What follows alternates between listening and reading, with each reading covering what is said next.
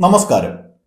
കേരളത്തിൽ ന്യൂനപക്ഷ വർഗീയതയെക്കുറിച്ച് ആരും സംസാരിക്കരുത് എന്ന നിലയിലാണ് കാര്യങ്ങൾ.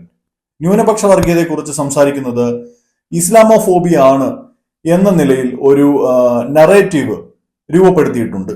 ഇസ്ലാമോഫോബിയയെ ഒരു ടൂളായി ഉപയോഗിക്കുകയും അതുപയോഗിച്ചുകൊണ്ട് മതത്തിനകത്ത് രൂപപ്പെടുന്ന നവോത്ഥാന ശ്രമങ്ങൾ, അതുപോലെ മതവിമർശനങ്ങൾ എന്നു തുടങ്ങി മതഭീകരവാദത്തിനെതിരായ ശബ്ദങ്ങളെ പോലും നിശബ്ദരാക്കുകയുമാണ് ചെയ്യുന്നത്. സംഘിച്ചാപ്പ തന്നെ അടിച്ചു കൊടുക്കുകയാണ് യഥാർത്ഥത്തിൽ ഉണ്ടാവുന്നത്.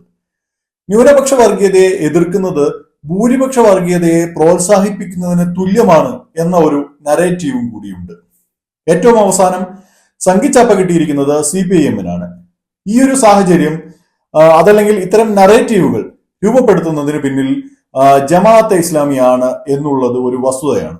ഇപ്പോൾ UDF സഖ്യകക്ഷി എന്ന വണ്ണം പ്രവർത്തിക്കുന്ന ജമാഅത്ത് ഇസ്ലാമിക്ക് നേരെ വരുന്ന ആരോപണങ്ങൾ പ്രതിരോധിക്കാൻ UDF നേതാക്കളും പരസ്യമായി രംഗത്തിറങ്ങിയിരിക്കുന്നു എന്നത് ഒട്ടും ഒരു ശുഭകരമായ കാര്യമല്ല.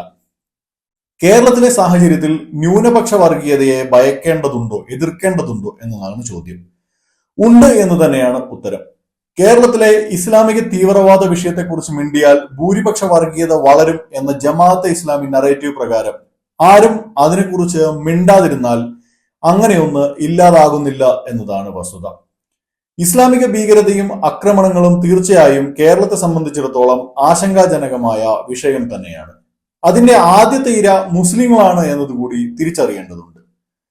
NDF എന്ന നിരോധിക്കപ്പെട്ട തീവ്രവാദ സംഘടന രൂപം കൊള്ളുന്നതിന് മുൻപും ശേഷവും മുസ്ലിം വിഭാഗത്തിൽപ്പെട്ടവർ ഉൾപ്പെട്ട കേസുകളുടെ എണ്ണം എടുത്തു നോക്കിയാൽ തന്നെ അക്കാര്യം മനസ്സിലാക്കാൻ കഴിയും.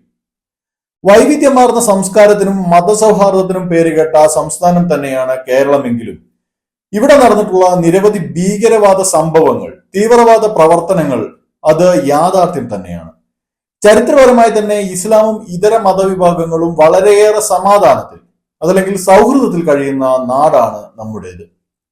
ഉത്തരേന്ത്യയിലൊക്കെ പടയോട്ടങ്ങളുടെയും യുദ്ധങ്ങളുടെയും ഒക്കെ തുടർച്ചയായി ഇസ്ലാം കടന്നു വന്നപ്പോൾ ഇവിടെ കേരളത്തിൽ അറേബ്യയിൽ നിന്നും വാണിജ്യ വ്യാപാര സാംസ്കാരിക ബന്ധങ്ങളുടെ തുടർച്ചയായാണ് ഇസ്ലാം കടന്നു വന്നത്. കേരളത്തിലെ ദ്രാവിഡ സംസ്കാരത്തിൽ ഇഴചേർന്ന് നിൽക്കുന്ന രീതിയിലാണ് ഇസ്ലാം ഇവിടെ വേരുറപ്പിച്ചത്. ഇസ്ലാമിന് നല്ല വ്യാപനമുണ്ടായ വടക്കൻ കേരളത്തിൽ നമുക്ക് തന്നെ ഒന്ന് നോക്കുക. മാപ്പിളത്തെയ്യവും മുത്തപ്പനെ നേർച്ചയിടുന്ന മുസ്ലിങ്ങളും ഹിന്ദു ക്ഷേത്രത്തിൽ ഉത്സവം തുടങ്ങാനായി എണ്ണയും തിരിയും ഒക്കെ നൽകുന്ന മുസ്ലിം കുടുംബങ്ങളും അതുപോലെ ഈ നേർച്ചകളിലും ഉറൂസുകളിലുമൊക്കെ സജീവമായി പങ്കെടുക്കുന്ന ഹിന്ദുക്കളെയും ഒക്കെ കാണാൻ ഇപ്പോഴും കഴിയും. ജാതി ശ്രേണിയിൽ താഴെ നിന്നിരുന്ന പിന്നോക്ക ഹിന്ദുവിനേക്കാൾ വലിയ സ്ഥാനവും അംഗീകാരവും ഒക്കെ അക്കാലം മുതൽ തന്നെ മാപ്പിളമാർക്ക് ഉണ്ടായിരുന്നു. നായർ ബ്രാഹ്മണ പ്രമാണിമാരൊക്കെ മുസ്ലിം തറവാടുകൾ നല്ല ബന്ധം കാത്തു സൂക്ഷിച്ചിരുന്നു. ഇസ്ലാമിനെ അപരവൽക്കരിക്കാനോ ഇരകളാക്കാനോ സമീപകാലത്ത്, അതായത് 90കളിൽ പോലും ഇവരാരെങ്കിലും ഇറങ്ങി പുറപ്പെട്ടതായി കാണാൻ കഴിയില്ല. ആരാണ് ഈ ഒരു ഹാർമണിയെ തകർത്തത് എന്നതാണ് ചോദ്യം. ഇസ്ലാം സമുദായത്തിന് അകത്ത് നിന്ന് രൂപപ്പെട്ട ന്യൂനപക്ഷ വർഗീയത തന്നെയാണ് ഇതിന് കാരണമായത് എന്നത് വസ്തുതയാണ്. RSS ഒന്നും ആ ഒരു ചിത്രത്തിൽ പോലും ഇല്ല.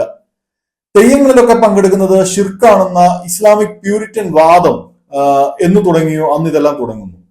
ഗ്രാമീണ ആഘോഷങ്ങളിൽ തുടങ്ങിയ ശിർക്ക് പ്രഖ്യാപനം ഒടുവിൽ ഗുരുവായൂരപ്പനെ പ്രാർത്ഥിക്കുന്നവരും ഓണമുണ്ണുന്നവരും എന്തിന് ക്രിസ്മസ് കേക്ക് കഴിക്കുന്നവരും ഒക്കെ നരകത്തിൽ പോകുമെന്ന പരസ്യ പ്രഖ്യാപനങ്ങൾ ഫത്വകളിലേക്ക് വരെ നീങ്ങി.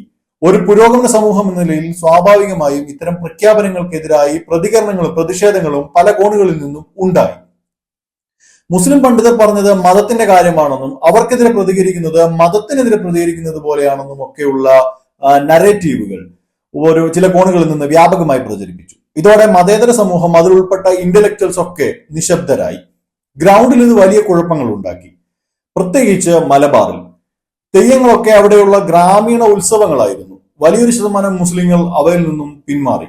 അതോടെ അതൊക്കെ ഹിന്ദു ഉത്സവങ്ങളായി മാത്രം മാറാൻ തുടങ്ങി.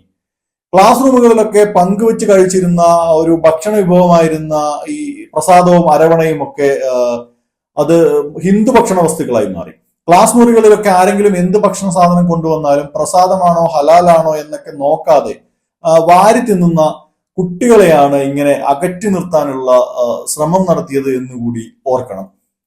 ബാബറി മസ്ജിദ് പൊളിച്ചതിന് പിന്നാലെ രാജ്യത്ത് രൂപപ്പെട്ട ഒരു ഭീതിയുടെ മറവിൽ ഇവിടെ ഇതെല്ലാം മാർക്കറ്റ് ചെയ്യപ്പെട്ടു എന്നതാണ്, അങ്ങനെയാണ് ഉണ്ടായത്. ഇന്ത്യൻ പൊതുസമൂഹത്തിൽ നിന്നും തികച്ചും വ്യത്യസ്തരായി ജീവിക്കുകയും അത്തരത്തിലുള്ള ഒരു രാഷ്ട്രീയ സാഹചര്യം നിലനിൽക്കുകയും ചെയ്യുന്ന ഒരു സ്ഥലം, കേരളം പോലെയുള്ള ഒരു സ്ഥലത്താണ് ഇത്തരം ഒരു ഭീതിയുടെ പേരിൽ ഇത്രയധികം വെറുപ്പ് കുത്തിക്കയറ്റിയത് എന്നുകൂടി ശ്രദ്ധിക്കുക. അങ്ങനെ ഇസ്ലാമിക് പ്യൂരിറ്റൻ വാദം ഇവിടെ വേരുറപ്പിക്കാൻ ചില രാഷ്ട്രീയ കാരണങ്ങളെ കൂടി ഉപയോഗിച്ചു എന്നതാണ് വസ്തുത. അതുവരെ പൊതുസമൂഹത്തോട് ഇഴുകി ജീവിച്ചിരുന്ന മുസ്ലിങ്ങളെ പ്രത്യേകം വസ്ത്രധാരണം, ജീവിത രീതി എന്നിവയിലേക്കൊക്കെ നയിക്കാൻ തുടങ്ങി. കേരളത്തിലെ മുസ്ലിങ്ങളെ അപരവൽക്കരിച്ചുകൊണ്ട് RSSന് പണി എളുപ്പമാക്കി കൊടുത്തു എന്ന് പറയുന്നതിൽ യാതൊരു തെറ്റുമില്ല. ഇപ്പോൾ രാഷ്ട്രീയമായും കമ്മ്യൂണലായും എല്ലാം രൂപപ്പെട്ടു വരുന്ന മറ്റൊരു പ്രശ്നമാണ് ക്രിസ്ത്യൻ മുസ്ലിം വിഭാഗങ്ങൾക്കിടയിലെ ഒരു ഭിന്നത. ലവ് ജിഹാദും നർക്കോട്ടിക് വിവാദവും കാസയും വഖഫ് ഭൂമിയും ഒക്കെയായി അതങ്ങനെ വളർന്നുകൊണ്ടിരിക്കുകയാണ്.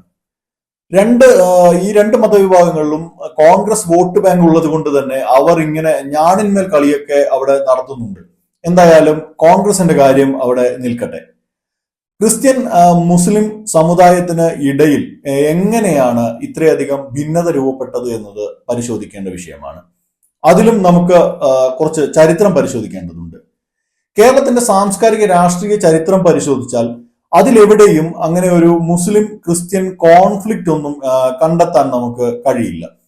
ക്രിസ്ത്യൻ പ്രാതിനിധ്യമുള്ള ഈ കോൺഗ്രസ് അല്ലെങ്കിൽ കേരള കോൺഗ്രസുകൾ ഒപ്പം ഈ മുസ്ലിം ലീഗുമായൊക്കെ രാഷ്ട്രീയ സഖ്യത്തിലൊക്കെയാണ് ഉള്ളത്. AK ആന്റണിയെ മലപ്പുറത്ത് മത്സരിപ്പിച്ച് ജയിപ്പിച്ച കഥയൊക്കെ പറയാത്ത ഒരു ലീഗുകാരൻ പോലും കാണില്ല. മലബാറിലെ ക്രിസ്ത്യൻ കുടിയേറ്റ മേഖലകളൊക്കെ നോക്കുക. അവിടെ ഈ മുസ്ലിം ക്രിസ്ത്യൻ കുടുംബങ്ങൾ തമ്മിലൊക്കെ തലമുറകളായുള്ള ഒരു കച്ചവട ബന്ധമൊക്കെ കാണാൻ കഴിയും. കുടിയേറ്റ കർഷകരായ ക്രിസ്ത്യാനികളിൽ നിന്നും ഈ മലഞ്ചരക്കുകളൊക്കെ വാങ്ങി കച്ചവടം നടത്തുന്നത് മുസ്ലിങ്ങളാണ്. വയനാട്ടിലൊക്കെ അത് ഇപ്പോഴും കാണാൻ കഴിയും. അങ്ങനെ കഴിഞ്ഞിരുന്ന രണ്ട് സമൂഹങ്ങൾക്കിടയിൽ എങ്ങനെയാണ് ഇത്തരം ഒരു ഭിന്നിപ്പ് രൂപപ്പെട്ടത് എന്ന് പരിശോധിക്കാം. ജമാഅത്തെ ഇസ്ലാമി ബുദ്ധിജീവികൾ പല കാരണങ്ങളൊക്കെ പറയുമെങ്കിലും അവർ ഒരിക്കലും പറയാൻ ഇടയില്ലാത്ത ഒരു സംഗതിയുണ്ട്. ക്രിസ്ത്യാനികളും മുസ്ലിങ്ങളും ഒക്കെ നല്ല സഹവർത്തിത്വത്തിൽ കഴിയുമ്പോഴാണ് MM അക്ബർ അവിടേക്ക് കടന്നു വരുന്നത്. ആഗോളതലത്തിൽ ക്രിസ്ത്യാനികളെ പരിഹസിച്ചും വിമർശിച്ചും മതം വളർത്തുന്ന സാക്കിർ നായിക്കാണ് ഈ MM അക്ബറിന്റെ റോൾ മോഡൽ. സ്നേഹസംവാദം എന്ന ഒരു പരിപാടി വെച്ചു. അതിലേക്ക് സാധുക്കളായ ചില പള്ളിയിലച്ചന്മാരെയും ചില കാഷായ വസ്ത്രധാരികളെയും ഒക്കെ ക്ഷണിച്ചു. അതിൽ പങ്കെടുത്തവരൊക്കെ ദൈവം സ്നേഹമാണ്, എല്ലാ മതവും പരസ്പരം സ്നേഹിക്കാൻ പഠിപ്പിക്കുന്നു എന്നൊക്കെ പ്രസംഗിച്ചു പോയപ്പോൾ MM അക്ബർ സാക്ഷാൽ സാക്കിർ നായിക് മോഡലിൽ ക്രിസ്ത്യാനികളെ അറ്റാക്ക് ചെയ്യാൻ തുടങ്ങി. എന്തുകൊണ്ടാണ് യേശു ആരാധനയ്ക്ക് അർഹനല്ലാത്തത്, യേശുവും ഈസാ നബിയും ഒന്നാണോ എന്നൊക്കെ തുടങ്ങി കടുത്ത ആക്രമണമാണ് ക്രിസ്ത്യൻ വിഭാഗത്തിന് നേരെ ഉണ്ടായത്. ഇത് യൂട്യൂബിൽ കൂടിയെല്ലാം വ്യാപകമായി പ്രചരിപ്പിക്കപ്പെടാൻ തുടങ്ങിയതോടെ ക്രിസ്ത്യൻ ഇസ്ലാം മതവിശ്വാസികൾക്കിടയിൽ ചില ഭിന്നതകൾ രൂപപ്പെടാൻ തുടങ്ങി. ബാബറി മസ്ജിദ് വിഷയത്തിൽ ഉൾപ്പെടെ ഇവിടത്തെ മുസ്ലിം ന്യൂനപക്ഷത്തിന് അനുകൂലമായ നിലപാടെടുത്തവരായിരുന്നു ക്രിസ്ത്യാനികൾ. കേരളീയ മതരാഷ്ട്രീയ പൊതുമണ്ഡലവുമായി ഒരു ബന്ധവുമില്ലാതിരുന്ന ഹാഗിയ സോഫിയ വിഷയം ഇവിടെ വലിയ തോതിൽ ലീഗ് ഉൾപ്പെടെ ആഘോഷിച്ചു. ഹാഗിയ സോഫിയ എന്താണ് എന്ന് പോലും അറിയാതിരുന്ന കേരളത്തിലെ ക്രിസ്ത്യാനികളുടെ മുന്നിൽ ആ പേരും പറഞ്ഞ് ആഘോഷം നടത്തി. കേരളം നാളിതുവരെ ഭൂരിപക്ഷ വർഗീയതയ്ക്കെതിരെയും അത് ഗ്രൗണ്ടിൽ നടത്തുന്ന എല്ലാവിധ ശ്രമങ്ങളെയും ഒക്കെ കൃത്യമായി അതിജീവിച്ചിട്ടുണ്ട്, പ്രതിരോധിച്ചിട്ടുണ്ട്. കേരളത്തിലെ ബഹുഭൂരിപക്ഷം വരുന്ന ഹിന്ദുക്കൾ, ക്രിസ്ത്യാനികൾ എന്നിവർ കൃത്യമായി ആ വർഗീയതയിൽ നിന്നും അകന്നു നിന്നിട്ടുണ്ട്. അതുകൊണ്ട് തന്നെ ന്യൂനപക്ഷ വർഗീയതയെയും അതേ നിലയിൽ തന്നെ അകറ്റി നിർത്തേണ്ടതുണ്ട്. അത്തരം പ്രവർത്തനങ്ങളെയും വിമർശനങ്ങളെയും ഒക്കെ സംഘിച്ചാപ്പയടിച്ചും ഇസ്ലാമോഫോബിക് ആക്കിയും ഒക്കെ അവഹേളിക്കുന്നത് തീർത്തും ദുരുദ്ദേശപരമാണ്. വർഗീയതയിലും ഭീകരവാദത്തിലും അതിൽ നല്ലത് മോശം എന്നൊന്നുമില്ല. എല്ലാം ഒരുപോലെ ഭയക്കേണ്ടതും വെറുക്കേണ്ടതും പ്രതിരോധിക്കേണ്ടതുമായ സംഗതി തന്നെയാണ്. മറ്റൊരു വിഷയവുമായി കാണുന്നതുവരെ നന്ദി, നമസ്കാരം. ഈ വീഡിയോ നിങ്ങൾക്ക് ഇഷ്ടപ്പെട്ടെങ്കിൽ ലൈക്ക് ചെയ്യാനും ഷെയർ ചെയ്യാനും ഒപ്പം ഞങ്ങളുടെ ചാനൽ സബ്സ്ക്രൈബ് ചെയ്യാനും മറക്കരുത്. ഈ വീഡിയോ സംബന്ധിച്ച നിങ്ങളുടെ അഭിപ്രായങ്ങൾ കമന്റായി രേഖപ്പെടുത്തുക. വാർത്താ നെക്സ്റ്റിന്റെ എല്ലാ വീഡിയോയും മറക്കാതെ കാണാൻ നിങ്ങൾ ശ്രദ്ധിക്കുമല്ലോ.